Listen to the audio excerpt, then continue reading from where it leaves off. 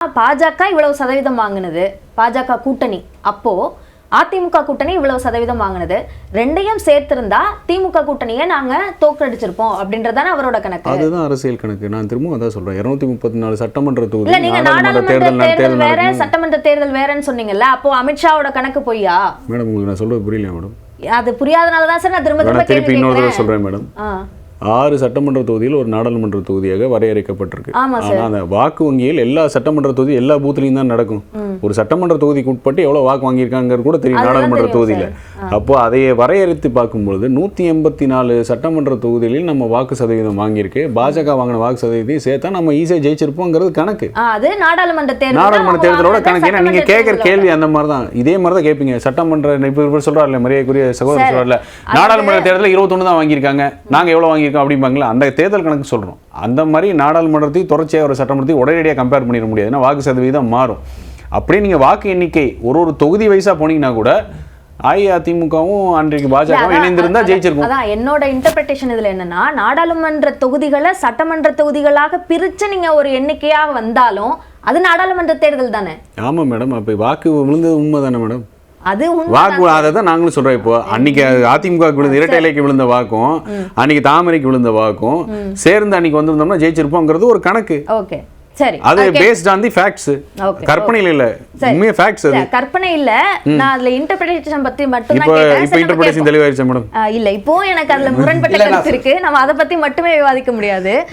திரு மதிவாணன் இப்ப அவர் சொல்றாருல்ல, இந்த எதிர்க்கட்சி கூட இழந்த இயக்கம் அப்படின்னு சொல்றாரு. அப்ப 96ல ஏடிஎம்கே என்னவாச்சு? அதே மாதிரி 2 முறை வந்து தொடர்ச்சி ஆட்சிக்கு வரலன்னு சொல்றாரு. அப்போ 67க்கு அப்புறம் நடந்த 71ல் யார் ஆட்சிக்கு வந்தா? அப்போ தொடர்ச்சியாக திமுக ஆட்சிக்கு வந்திருக்கு. அப்படிலாம் இல்லை, நீங்கள் வந்து உங்களுக்கு சாதகமாக ஒரு பதில் சொல்லிக்கணும்னு நினைக்கிறீங்களே தவிர நிதர்சனமான உண்மை என்னன்னு பார்க்கணும். திட்டங்கள் பற்றி பேசுகிறாரு இல்லை, இப்போ திட்டங்கள்ன்றது வந்து நீங்கள் 2024 நாடாளுமன்ற தேர்தலுக்கு வேறு மாதிரி வாக்களிப்பாங்க, சட்டமன்றத்துக்கு வேறு மாதிரி வாக்களிப்பாங்கன்றது அவர் சொல்கிறார்.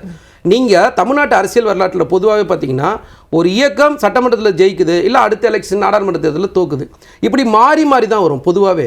ஆனால் தொடர்ச்சியாக 10 வெற்றியை சாதாரணமாக இந்த இயக்கம் கூட்டணி எங்கள் கூட்டணி வந்திருக்குன்னா அது மக்கள் நலன் சார்ந்ததுனால தான்ன்றதை அவர் உணரணும். அது கடந்து நீங்க என்ன நினைக்கிறீங்கன்னா இந்த கூட்டணி 20-18 அப்படின்னு கூட வச்சு அவங்களோட அந்த கணக்குப்படி பார்த்தா 67ல அண்ணா, 71ல கருணாநிதி, திமுக 69ல தலைவர் கலைஞர் முதலமைச்சர் ஆயிடுறாருல. நீங்க அப்ப நீங்க அடுத்த தேர்தல் சந்திக்கும் போது நாங்க தலைவர் கலைஞரை வச்சு தானே தேர்தல் சந்திச்சோம். அப்ப ஆட்சி பிடிச்சோம்ல. இல்ல 82 அதை தொடர்ந்து 3 ஆட்சி காலம். இடையில நடந்த நாடாளுமன்ற தேர்தலில் திமுக தானே ஜெயிச்சது. நீங்க அங்கதான் நீங்க உணரணும். எடப்பாடி பழனிசாமி, நான் திரும்ப சொல்றேன்னா எடப்பாடி பழனிசாமி விஷயத்துல மக்கள் தொடர்ச்சியா புறக்கணிக்கிறாங்கன்னு சொல்ல வர. முதல்ல சட்டமன்ற தேர்தல், அதுக்கப்புறம் திரும்ப நாடாளுமன்ற தேர்தல் அப்படி சொல்றேன். நீங்க அவ்வளவு கூட கஷ்டப்பட வேணாம் சார். 11-16 அதிமுக தானே.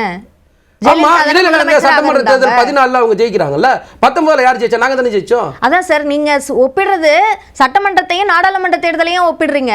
நான் சொல்றது சட்டமன்ற தேர்தல் நாடாளுமன்ற தேர்தல் சொல்ல வரல.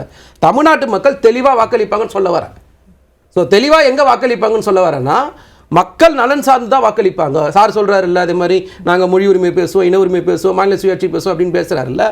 அந்த மாநில உரிமை, அந்த மொழி உரிமை வந்து எம்ஜிஆர் பேசுனது, அம்மையார் பேசுனது. சரி, நாங்க யாரும் இல்லைமே சொல்ல மாட்டோமே. நீங்க ஒரு இடஒதுக்கீடு பிரச்சனை வரும்போது அம்மையார் ஸ்டாண்டை யாரும் மறுக்க முடியுமா?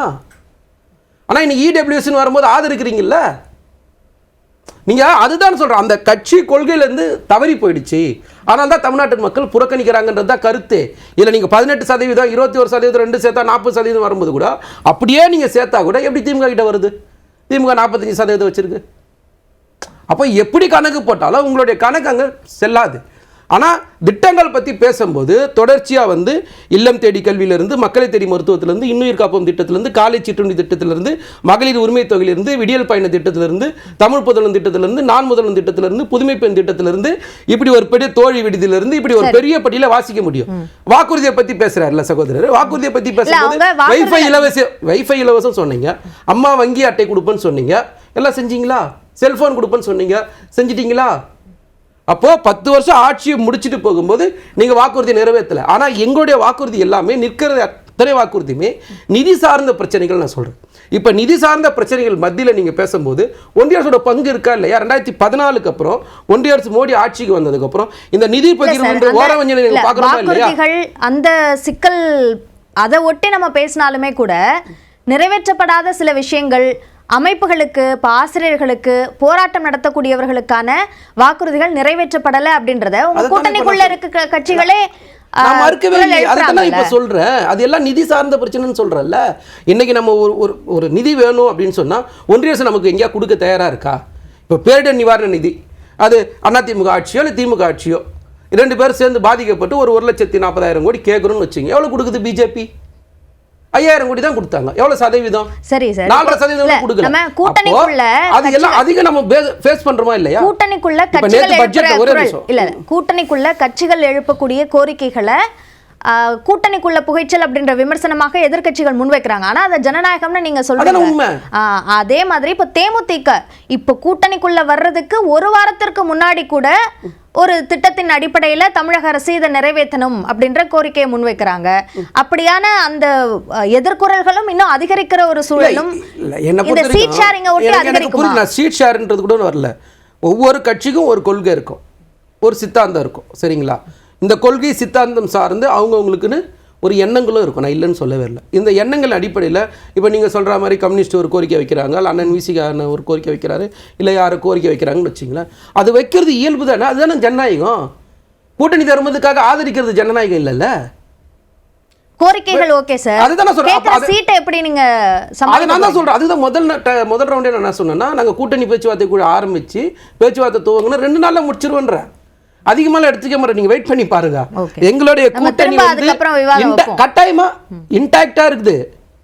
நீங்க ப்ரோ இன்கம்பன்சி இருக்கிற ஒரு அரசாங்கத்துக்கு முன்னாடி நீங்க ஆன்டி இன்கம்பன்சின்னு சொல்றீங்க. ப்ரோ இன்கம்பன்சி இருக்கணும்னா அது குறைந்தபட்ச நாடாளுமன்ற தேர்தல் அது குறைஞ்சபட்சம் வெளியிட்டு இருக்கணும் நான் சொல்ல வரேன். ஆனால் 2019 39 இடம் தான் நாங்கள் ஜெயிக்கிறோம். ஒரு இடம் அதிமுக ஜெயிச்சது தேனியில். ஆனால் 2024 40க்கு 40. அப்போ 100% வெற்றி. அப்போ 100% வெற்றின்றது மக்கள் கொடுக்குற வெற்றி. அதை நம்ம வந்து இந்திய தேர்தல் ஆணையம் தான் தேர்தல் நடத்திச்சு. அதனால வந்து 100% வெற்றி மக்கள் கொடுத்துருக்காங்கன்னு சொல்றோம்.